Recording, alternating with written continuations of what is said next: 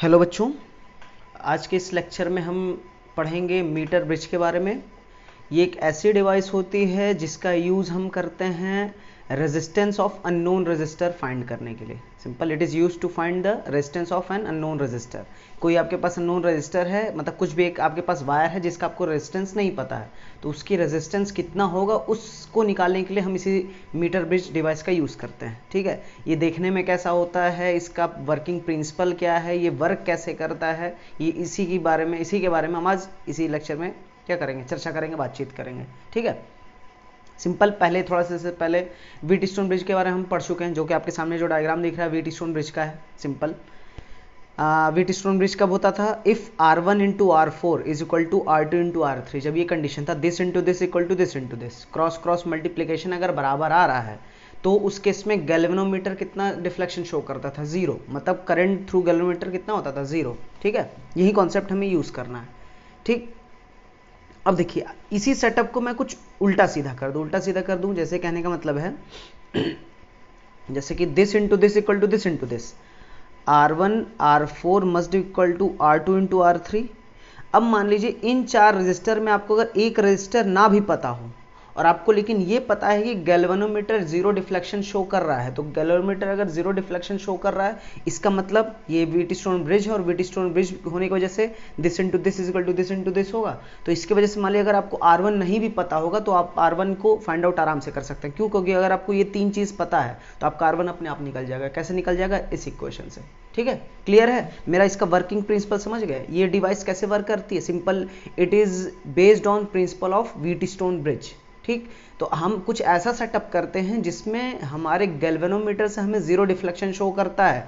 तो एक ऐसे पर्टिकुलर पॉइंट जहां पे गैल्वेनोमीटर जीरो डिफ्लेक्शन शो करे उसको बोलते हैं नल पॉइंट। क्या कहते हैं? Null point. The point where galvanometer shows zero deflection is called null point. ठीक है, अब नल पॉइंट क्या है, नहीं है, ये है, वो है, उसी चीज के बारे में अब जस्ट बात करेंगे। देखिए जरा, आपके इस व्हीटस्टोन ब्रिज का सेटअप दिख रहा है कि एक यहाँ पे एक सेल है या बैटरी है, ये की है। ठीक, ये एक प्लेन वायर से कनेक्टेड है। प्लेन वायर कहने का मतलब जिसका रेजिस्टेंस नेग्लिजिबल हो या बहुत ही कम हो उसको हम प्लेन वायर कह सकते हैं, जो कि आइडियल प्लेन वायर पॉसिबल है ही नहीं, क्योंकि जीरो रेजिस्टेंस होता ही नहीं। रेजिस्टेंस कुछ तो होता है लेकिन बहुत कम मान लीजिए होता है।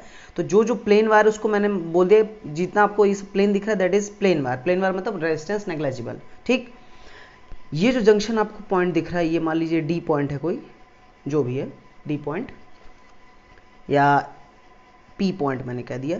इस पी पॉइंट को, जंक्शन को मैं, सपोज मेरे पास एक ऐसा सेटअप है कि जंक्शन को मैं मूव कर सकता हूँ, यहाँ भी रख सकता हूँ, यहाँ भी रख सकता हूँ, यहाँ भी कहीं भी रख सकता हूँ। ठीक है, क्लियर है? एक मारो मैंने एक ऐसा सेटअप लगाया कि जिसमें ये जंक्शन हट भी सकता है, ऐड भी हो सकता है, हट भी सकता है, ऐड भी हो सकता है। ठीक, अब सपोज आपने क्या किया, इस मान लिया आप गैल्वेनोमीटर को यहाँ से निकाल दिया, ऐसे निकाल दी, ये सेटअप यहाँ से खोल के इसको हटा दिया, आपने इधर कर दिया। ठीक, लेकिन अभी भी आपका मान लिया अगर ये क्या था, R1 R4 equal to R2 R3, ये अगर कंडीशन फॉलो हो रहा था, इसका मतलब सिंपल, आप जब आपकी सर्किट कंप्लीट ही नहीं है तो करंट इससे पास करेगा ही नहीं करेगा। लेकिन अगर आपके पास एक ऐसा सेटअप था कि R1 R4 equal to R2 R3 था, तो इस जंक्शन को अगर इस पर्टिकुलर पॉइंट पे रखते भी ना, तब भी गैल्वेनोमीटर डिफ्लेक्शन शो नहीं करता। क्यों नहीं शो करता?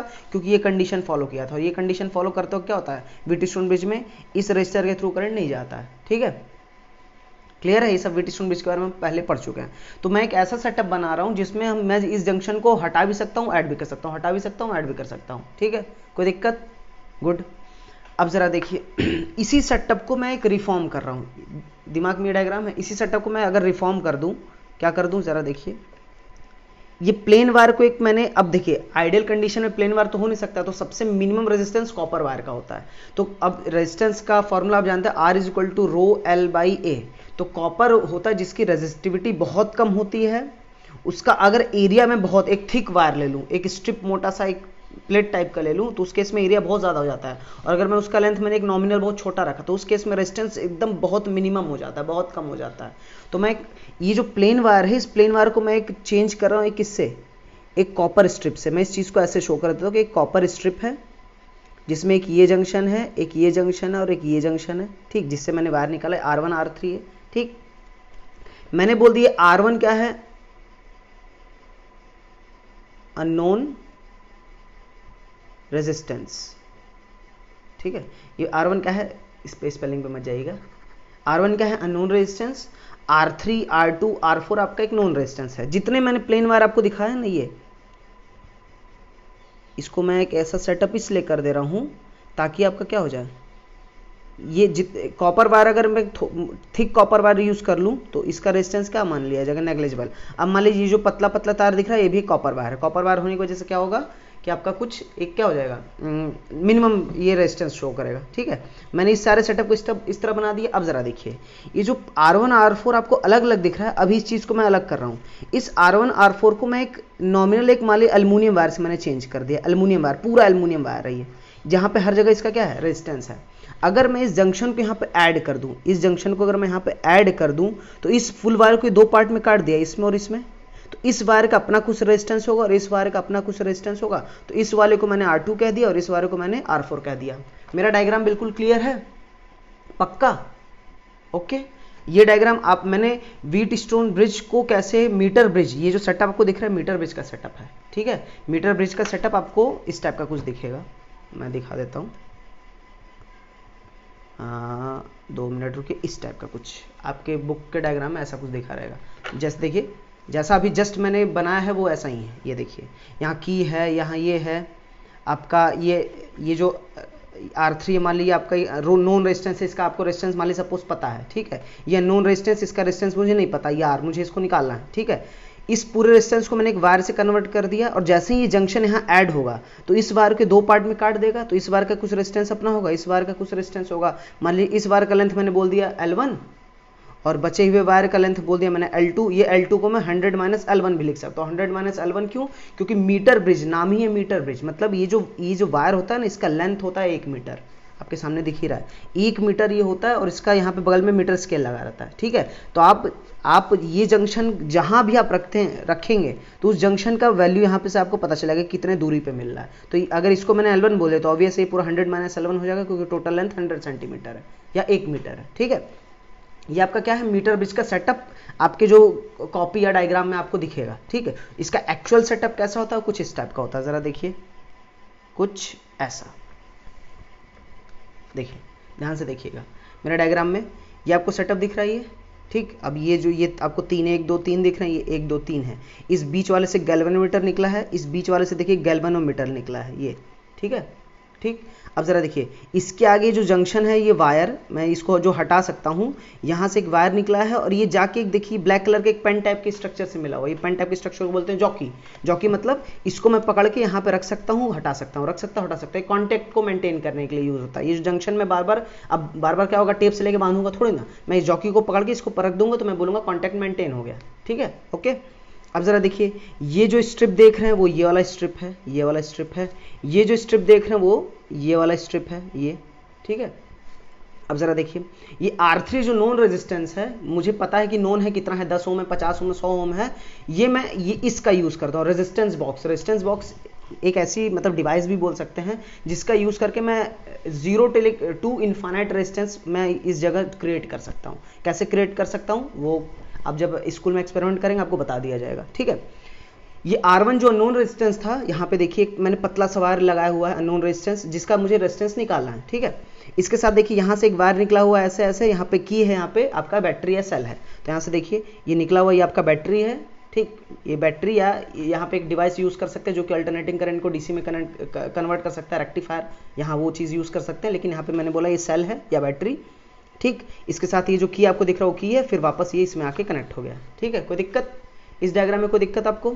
ठीक है, ये इस डायग्राम को मैंने थोड़ा सा ऐसे दिखा दिया। अब यही जो वुडन सेटअप होता है ना, ये 1 मीटर लंबा होता है पूरा वायर जो होता है, ये वायर दिख रहा है, ये जो वायर है ये दिख रहा है। ठीक, अब जैसे इस जॉकी को आप यहाँ पे रखेंगे पर्टिकुलर किसी पॉइंट पे रखेंगे तो एक जंक्शन बनाएगा। जंक्शन बनाने के कारण क्या होगा, इस वायर को 2 पार्ट में काट देगा। तो एक वायर का रेजिस्टेंस मैंने बोल दिया R1, एक वायर का रेजिस्टेंस मैंने बोल दिया R4। ठीक है, सॉरी R2 R4। ठीक, अब जरा देखिए, इसी चीज को आप जो स्कूल में देखेंगे कुछ इस टाइप का रहेगा, ऐसा सेम। ये देखिए, ये आपका मीटर ब्रिज का स्ट्रक्चर है। ये देखिए, ये आपको स्ट्रिप दिख रही है, आपको यहाँ पे स्टील है लेकिन एक्चुअल में कॉपर होता है। ये कॉपर स्ट्रक्चर है, ये 3 है। यहाँ से एक जंक्शन निकला, देखिए गैल्वेनोमीटर से फिर जॉकी से कनेक्टेड है। ठीक, ये जो सेटअप मैंने नीचे दिखा है बस इसको ऊपर कर दिया। यहाँ से सेल के बाद की से आपका कनेक्टेड है। ये जो नॉन रेजिस्टेंस है R3, ये आपका रेजिस्टेंस बॉक्स है। ठीक, ये सेटअप आपको पता चल गया? ओके, कोई डाउट? ये सेटअप में एकदम दिक्कत फ्यूचर में दिखेगा तो समझिएगा ये मीटर ब्रिज है। ठीक, अब वापस इस पे आते हैं। अब जरा देखिए जॉकी का काम क्या होता है, गैल्वेनोमीटर का काम क्या होता है, ये मतलब हम इसको एक्सपेरिमेंट को कैसे परफॉर्म करते हैं वो देखिए जरा। यहां से जो गैल्वेनोमीटर है, गैल्वेनोमीटर के पास अपना खुद का रेजिस्टेंस होगा, इसके आगे ये जॉकी मैंने जोड़ा हुआ है, JOCKEY जॉकी। ठीक, अब जरा देखिए, इसको मैंने बोल दिया अगर A, इसको बोल दिया अगर मैंने B, तो इस AB को अगर मैं थोड़ा बड़ा बनाऊं, ऐसे A है, ये B, ठीक है, ये कुछ सेटअप आपको ऐसे दिख रहा है, ये सेटअप ऐसा, ये वायर का मुझे रेजिस्टेंस नहीं पता है, इस R की वैल्यू मुझे निकालनी है, ये आपको ये सेटअप दिख रहा है। ठीक, इसका रेजिस्टेंस मुझे पता है, मान लीजिए इसको मैंने R0 बोल दिया। अब यहाँ से फिर ये कॉपर कनेक्शन है। अब ये वायर का लेंथ मान लीजिए जो है 1 मीटर। ठीक, यहाँ से एक गैल्वेनोमीटर है, गैल्वेनोमीटर में जॉकी है, यहाँ पे सेटअप आपका सेल है, ये इसका की है, ये ऐसे जुड़ा हुआ है। अब जरा देखिए, ये पूरा 1 मीटर का एक वायर है, इसका कुछ अपना पूरा का पूरा कुछ रेजिस्टेंस होगा। ठीक है, उस रेजिस्टेंस को मुझे नहीं पता तो मैंने बोल दिया, इसी रेजिस्टेंस को मैंने बोल दिया देखिए, इसका मान लीजिए इस वायर का रेजिस्टेंस मुझे पता है, कितना पता है मुझे नहीं पता, मान लीजिए मैंने कहा था इसका रेजिस्टेंस 10 ओम है, कितना है 10 ओम। ठीक, और इसका लेंथ कितना है, सॉरी, ये देखिए, ये सेटअप मैंने फिर से बनाया, इसी सेटअप को मैंने रिफॉर्म किया है। ये जो वायर AB था, यहाँ पे ये वायर AB था, इस वायर का मान लीजिए मैंने बोला 10 ओम रेजिस्टेंस है, सपोज क्या बोला 10 ओम, और इसका लेंथ कितना है 1 मीटर। तो अगर मैं बोलूँ रेजिस्टेंस पर यूनिट लेंथ कितना होगा, रेजिस्टेंस पर यूनिट लेंथ कितना होगा, तो आप बोलेंगे 10/1 यानी कि 10 ओम पर मीटर। ठीक है, अब जरा देखिए, इसी को बोलते हैं लैम्डा, लीनियर रेजिस्टेंस या लीनियर रेजिस्टेंस डेंसिटी। ठीक है, ये लैम्डा की वैल्यू बहुत आसान होती है, कैसे आप निकालेंगे जरा देखिए। रेजिस्टेंस पर यूनिट लेंथ आपको मिल गया, तो कुछ नहीं, अगर आपको लेंथ पता है, क्या पता है, लेंथ पता है, तो जैसे डेंसिटी क्या होती है, मास होता है डेंसिटी इनटू वॉल्यूम, तो नेट रेजिस्टेंस आपको निकालना तो simple, linear density into length, simple, clear है मेरी बात, समझ रहे क्या बोलना चाह रहा हूँ। जैसे आपका मास का होता है डेंसिटी इनटू वॉल्यूम, उस तरह अगर आपको रेजिस्टेंस निकालना तो linear resistance density into length, क्योंकि ये रेजिस्टेंस पर यूनिट लेंथ है, पर यूनिट मीटर है, तो सिंपल सी बात है, अगर आपको एक वायर का मान लीजिए 10 सेंटीमीटर का आपको लेंथ का रेजिस्टेंस है, तो 10 सेंटीमीटर मतलब 0.1 मीटर, तो 0.1 इंटू लैम्डा कर दीजिए, आपका नेट रेजिस्टेंस आ जाएगा। क्लियर है, कोई डाउट? गुड। अब जरा देखिए, सपोज मैंने जॉकी को इस पर्टिकुलर पॉइंट पे रखा, आपको गैल्वेनोमीटर कुछ डिफ्लेक्टेड शो किया, मतलब सुई कुछ हिल गई, मैंने कहा ना ये मेरा नल पॉइंट नहीं है। क्यों? क्योंकि मीटर ब्रिज जब हम पढ़े थे, व्हीटस्टोन ब्रिज, तो उसमें क्या था कि गैल्वेनोमीटर 0 डिफ्लेक्शन शो करता था। तो आपको एक ऐसा पॉइंट फाइंड आउट करना है जहां पर डिफ्लेक्शन क्या दे, 0। फिर आपने ये जॉकी को उठा के मान लिया अपने यहाँ रखा, तब भी डिफ्लेक्शन शो किया, मैंने कहा ना। फिर मैंने यहाँ रखा, तब भी डिफ्लेक्शन शो किया। ठीक, मान लीजिए सपोज लेफ्ट साइड में डिफ्लेक्शन शो कर रहा था कि आपका मान लीजिए जॉकी है ऐसा, ये गैल्वेनोमीटर है, ये भी 0। गैल्वेनोमीटर जो स्टैंडर्ड होते हैं उसमें दोनों साइड यूनिट होता है, क्योंकि ये गैल्वेनोमीटर का काम होता है डायरेक्शन ऑफ करंट को भी फाइंड आउट करना, प्लस मैग्नीट्यूड ऑफ करंट को। स्टार्टिंग में मैंने लास्ट लेक्चर में बोला था, तो गैल्वेनोमीटर का काम होता है direction as well as magnitude. तो डायरेक्शन के लिए सिर्फ बोथ साइड, अगर करंट मान लीजिए सपोज कहीं भी है तो या तो इधर, मतलब कहने का मतलब अगर सपोज करंट अगर इधर जा रहा है तो आपका डिफ्लेक्शन इधर होगा, करंट अगर इधर जा रहा है तो इसका डिफ्लेक्शन इधर होगा। ठीक है, मतलब वो मैं बात कह रहा हूँ कि डिफ्लेक्शन मतलब अगर 0 से इधर या 0 से इधर होगा, मतलब आपका क्या हो जाएगा, करंट का सेंस चेंज हो गया।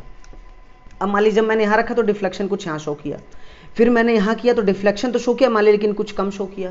तो आपको एक चीज़ पता चला, अच्छा एरो इधर आ रहा है। फिर आपने फिर यहाँ रखा, फिर डिफ्लेक्शन कुछ और करीब आया। ठीक, फिर मैंने उठा के इसको कहीं यहाँ रख दिया तो डिफ्लेक्शन तुमको यहाँ शो हो गया। तो आप बोलेंगे कि यार अभी डिफ्लेक्शन इस 0 से इधर शो कर रहा था, अब डिफ्लेक्शन आपने रैंडम, देखिए ध्यान से, बहुत आसान होता है नल पॉइंट निकालने का तरीका। आप एक बार इधर रखिए, एक बार इधर रखिए, एक बार इधर रखिए, एक बार इधर रखिए। रखने से क्या होगा, जब आप इधर रखेंगे तो डिफ्लेक्शन इधर शो करेगा, जब इधर रखेंगे तो डिफ्लेक्शन इधर शो करेगा। देखिए 0 से बीच में, अब जैसे आप करीब आते जाएंगे ना, आप इधर आएंगे तो डिफ्लेक्शन यहाँ होगा, आप इधर आएंगे तो डिफ्लेक्शन यहाँ होगा। तो आपको पता चलेगा अच्छा मेरा नल पॉइंट इसी के बीच में कहीं होगा। तो आप क्या करेंगे, वन साइडेड आने से बेटर होता है बोथ साइड आइए, इधर सही इधर सही, ऐसे रखते हुए आइए, ऐसे रखिए ऐसे रखिए, ऐसे रखिए ऐसे रखिए। तो आपको पता चल जाएगा कि अच्छा इन दोनों के बीच में कहीं। फिर आपने इधर रखा, देखा अच्छा यहाँ पे, फिर आपने इधर कहीं रखा, फिर दिखा कि अच्छा यहाँ पे, फिर इन दोनों के बीच में आपने जैसे जॉकी के रखा तो आपको दिखा जस्ट जॉकी मेरा 0 पे आ गया। तो आपने बोला अच्छा मेरा नल पॉइंट मिल गया, मेरा क्या मिल गया, नल पॉइंट। ठीक है, मैं जो लगातार बोला हूँ समझ रहा है ना, ये एक्सपेरिमेंटल सेटअप यही है आपके सामने। ये आप जॉकी को यहाँ रखिए, फिर यहाँ रखिए, एक बार उठा के यहाँ रखिए, एक बार यहाँ रखिए, एक बार यहाँ रखिए, एक बार यहाँ रखिए, तो ये क्या होगा, इधर इधर इधर इधर अपना निडल डिफ्लेक्ट करेगा। लेकिन एक पर्टिकुलर ऐसे पॉइंट पे जब आपने रखा इसको कि इसका निडल एकदम जीरो पे रह गया, तो आप बोलेंगे अच्छा मेरा नल पॉइंट क्या हो गया, मिल गया, मेरा नल पॉइंट मिल गया। उसी नल पॉइंट के केस में जब मिल जाएगा ये पर्टिकुलर पॉइंट, तो इसको मान लीजिए मैंने बोल दिया इसको लेंथ एल, क्या बोल दिया एल, तो ये लेंथ कितना हो जाएगा 100 माइनस एल, या अगर मीटर में बोल तो 1 माइनस एल हो जाएगा। ठीक, अब जरा देखिए नल पॉइंट मतलब ये आपका क्या होगा व्हीटस्टोन ब्रिज, क्योंकि यहां से तो कोई करंट पास नहीं कर रहा है, उसका मतलब this into this must be equal to this into this. ठीक, अब जरा देखिए सपोज इसका रेजिस्टेंस क्या होगा R1, इसका रेजिस्टेंस मैंने बोल दिया R2। ठीक, अब देखिए R into R2 must be equal to R1 into R naught. ठीक, this into this must be equal to this into this. अब जरा सॉल्व करिए जरा, R बाई आर नॉट इसको नीचे भेजो इज इक्वल टू क्या हो जाएगा R1 बाई R2। अब R1 क्या होगा लेंथ इंटू लैम्डा, R1 को मैं लिख सकता हूँ R1 ये जो है ये इस वायर का रेजिस्टेंस ये हो जाएगा लैम्डा इंटू एल, और R2 क्या हो जाएगा लैम्डा इंटू 100 माइनस एल या 1 माइनस एल जो बोलिए, लैम्डा से लैम्डा कट गया। तो यहाँ से आपको डायग्राम मतलब आपके फाइनल हर जगह मतलब बुक में आपको लिख जाएगा, ये लिखा हो रहेगा R बाई आर नॉट, क्या लिखा रहेगा R by R naught is equal to L upon 100 minus L. ये फॉर्मूला लिखा रहता है हर जगह 100 माइनस एल, या कहीं कहीं 1 लिख जाएगा, 100 मतलब सेंटीमीटर में और अगर 1 लिखा है मतलब मीटर में। ठीक है, यही चीज़। और ये एल को बोलते हैं बैलेंसिंग लेंथ, क्या बोलते हैं बैलेंसिंग लेंथ। आर क्या होता है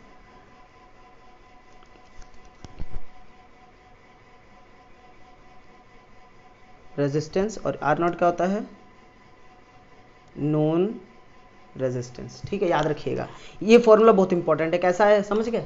ठीक, अब देखिए आपके सारे सेटअप में ये एक्सपेरिमेंटली एकदम दिमाग में घुस गया कैसे। अब यही चीज़ आपके पूरे हर जगह मतलब होता है ना कि जो मैंने ये चीज़ डेराइव किया, ये डेरिवेशन आपको बुक में अच्छे से मिल जाएगा। मेरा काम है यहाँ पे आपको बेसिक चीज़ें बताना, तो ये सब जो डेरिवेशन मैंने यहाँ पे डेराइव किया, डेरिवेशन आपको कहीं भी मिल जाएगा, और नहीं भी मिला तो मैंने आपको बेसिक चीज़ें बता दी है ना। तो यही चीज़ यूज़ करके मतलब आपके मीटर ब्रिज के बाद जो न्यूमेरिकल्स आते हैं इसी फॉर्मूले पर बेस्ड होते हैं। तो न्यूमेरिकल जब मैं लेक्चर बताऊंगा तो उसमें इसको सॉल्व करना सिखाऊंगा। ठीक है, तो अभी मेरा बस ये लेक्चर था आपको समझाना कि कैसे ये मीटर ब्रिज आपका फंक्शन करता है। और इसका नाम मीटर ब्रिज क्यों होता है, क्योंकि यहाँ पे ये इसका जो लेंथ होता है 1 मीटर होता है। ठीक, अच्छा एक और इंपॉर्टेंट बात, मैं जो जॉकी बार बार आपके वाइवा में पूछ सकता है, जॉकी क्या होता है बार बार ऐसे उठा के रखते हैं, एक बार यहाँ पे रखते हैं, फिर एक बार यहाँ रखते हैं, फिर एक बार यहाँ रखते हैं, एक बार यहाँ रखते हैं।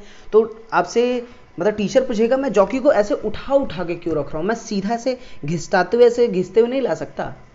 तो इसका कारण है नहीं, मतलब इसको आप बोलेंगे नहीं, तो आपके बुक में इसका आंसर लिखा रहता है कि मैं जब जॉकी को घिसते हुए ले जाऊंगा तो उससे जॉकी डैमेज हो जाएगा, घिस जाएगा। ये सही बात है, लेकिन एक्सपेरिमेंटल चीज़ है, ये प्रैक्टिकल चीज़ है कि हाँ जॉकी घिस जाएगा। लेकिन मेन कारण ये है कि अगर आप इसको कंटिन्यूस खींचते हुए ले जाएंगे तो हमेशा हर इंस्टेंट पे क्या होगा आपका ये कंटिन्यूटी मेंटेन रहेगा। तो कंटिन्यूटी मेंटेन होने के कारण कभी भी आपको एक ऐसा पॉइंट मिलेगा ही नहीं जब आपका वो डिफ्लेक्शन शो ना करे। मतलब अगर मैं जॉकी को खींचते हुए ले जाऊं, ठीक, मतलब बिना उठाए, तो उस केस में मुझे नल पॉइंट फाइंड आउट ही नहीं होगा।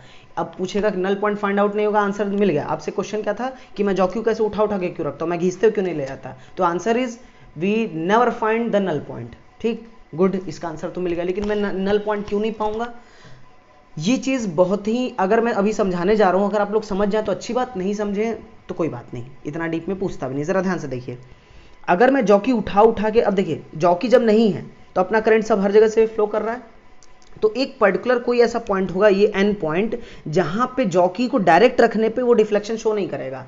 ठीक, मेरे पास एक एन ऐसा पॉइंट जहां पे डायरेक्ट डिफ्लेक्शन शो नहीं करेगा। क्यों नहीं करेगा, क्योंकि इस पर्टिकुलर पॉइंट पे मान लीजिए करंट इससे I1 जा रहा है, तो I1 इंटू जो R होगा, इस पर्टिकुलर पॉइंट का जो पोटेंशियल डिफरेंस होगा वहीं इस पर्टिकुलर पॉइंट का पोटेंशियल डिफरेंस होगा। ठीक है, अब जरा देखिए, जॉकी को अगर मैं उठा के रखने के बजाय मैं घिसटाते हुए रखूं, तो अगर मैं इसको घींचते हुए रखूंगा तो ये जो कंटिन्यूटी हर इंस्टेंट पे मेंटेन है, तो क्या होगा, करंट हर बार इसमें कुछ बटेगा, और करंट इसमें जब जाएगा ना तो आपको कभी कोई ऐसा सिचुएशन मिलेगा ही नहीं कि ये अपर साइड का पोटेंशियल और ये लोअर साइड का पोटेंशियल बैलेंस हो जाए।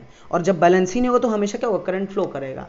मेरी बात अगर जिसको समझ में आ गई तो अच्छी बात, जिसको नहीं समझ में आई है तो अब मैं इससे ज़्यादा नहीं समझा सकता। जो बच्चे मेरी रेगुलर क्लास करते हैं, मतलब फिजिकल प्रेजेंट क्लास, ये तो मैं वीडियो बना रहा हूँ, उनको मैं एक्सपेरिमेंटली दिखा सकता हूँ, बता सकता हूँ, लेकिन यहाँ पे मैंने जितना मुझे बताना है बता दिया। ये चीज़ होता है प्रैक्टिकली, जब मैं आपको दिखाऊंगा तभी समझ में आएगा। ठीक है, ओके, होप आप समझ गए होंगे, और नहीं भी समझे तो कोई टेंशन वाली बात नहीं, इतना डीप में कोई पूछता भी नहीं। ठीक है, न्यूमेरिकल मैं इसके बाद वाले लेक्चर में आपको अपलोड कर दूंगा।